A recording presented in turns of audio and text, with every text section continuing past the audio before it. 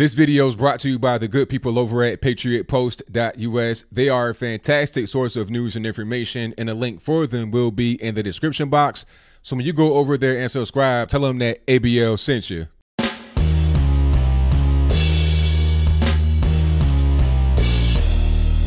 How's everybody doing? My name is Anthony Brian Logan, and today we got to talk about the shooting that happened in North Philadelphia yesterday, which was Wednesday, August 14th, 2019. Now, there is a lot to quote-unquote unpack here, as the cool kids would say. We got to talk about who was injured, if anyone passed away, why the situation started, and much more. But let's start from the very beginning. Right around 4:30 p.m., officers go to a residence to serve out a narcotics warrant. They get into the residence and they're by the kitchen.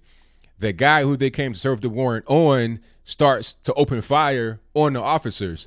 A total of 6 officers get shot. One of them gets shot in his head, but luckily it was only a graze. Other officers were shot in different parts of their body, but nobody had any life-threatening injuries, thank God. However, this event went from a mass shooting to a hostage situation.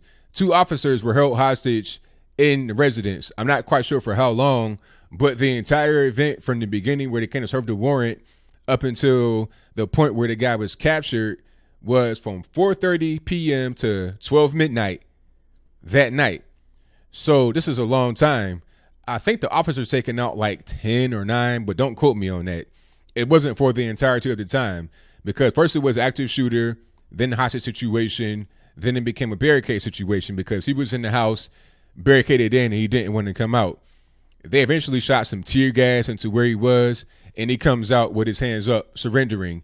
But when he surrendered, he had a gun on him. So this is a very violent and a very dangerous individual. Now, let's talk about some of the reactions from the left, most of those that are trying to become president right now. Your, what's his name? Julian Castro, whatever his name is, Raul Julian Fidel, I don't know.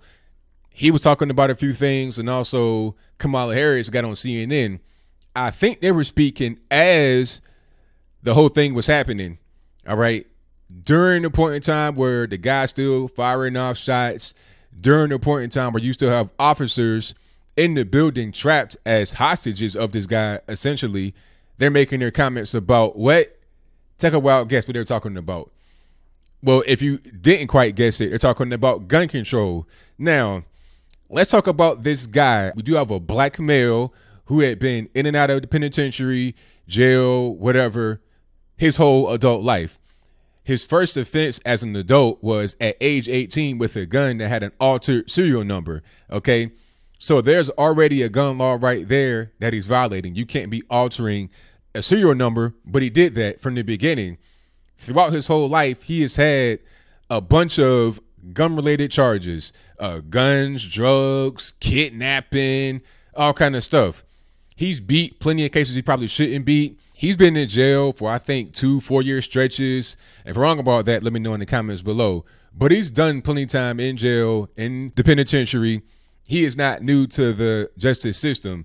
The charges that he's had in his past will prevent him from being able to carry a gun. He is a prohibited possessor.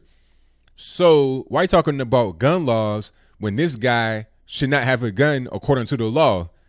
The law says, sir, you cannot have a gun. You've been to jail over and over for gun charges. You are a felon. What are you doing with a gun? You have tight gun laws in these liberal cities. You cannot even own a BB gun in Philadelphia.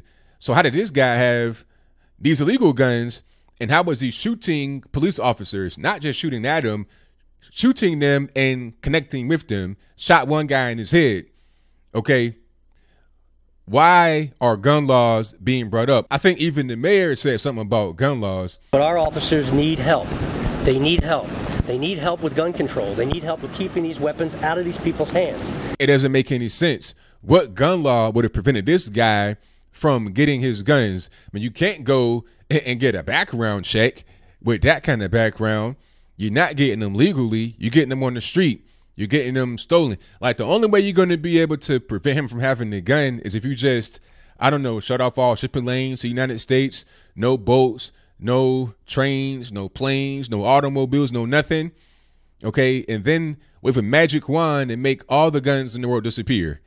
That's the only way you're going to prevent this guy from having his guns. It's just not a possible thing to actually do. Red flag law, how's that going to help him? He can't have guns anyway. So what is that? What is one more law going to do for a guy that obviously does not care about law? A guy that keeps going to jail over and over again. A guy that will shoot police. I mean, come on. But I'll move on from that. There's also a narrative about mass shooters that has been out there, but that will not be here in this particular case. Not whatsoever, because a couple of things here. First of all, the left hate police. So a lot of them I'm seeing on Twitter celebrating officers get shot. That's the first thing. The second thing is that this guy was black. You're in the black area, so that won't be covered. The only time when the left really cares about mass shootings and gun violence is when you can blame a white person for it. And mark my words, this is a hot story right now, today as I'm talking. But what about tomorrow? What about a day after that? They'll still be talking about El Paso and Dayton, but not about the 6 officers who were shot at one time in Philadelphia by one person with illegally possessed guns. All right. I'm pretty sure that the guns were not bought, from a store at all by anybody that he knows. Like, I don't think he just, went to a person and said, you know what, hey, I just got out of jail, whatever. Can you buy these guns coming from a store legally and give them to me? I doubt that happened. Even if it did happen, that's not legal right there. You can't be no straw buyer, but that's a different story. Either way it goes, this guy is the face of the violence that happens in these urban inner city areas that nobody cares about. And this story, like I said, will not be in the news after maybe today or tomorrow. It'll be a wrap. There's no narrative there. They can't talk about white supremacy. There's that and the third. There's also some footage, which I'll place on the screen before you, of people that were out there outside of this house when the whole thing was going on, harassing the police, throwing things at them, pushing one of the officers, trying to fight, doing all kind of crazy things.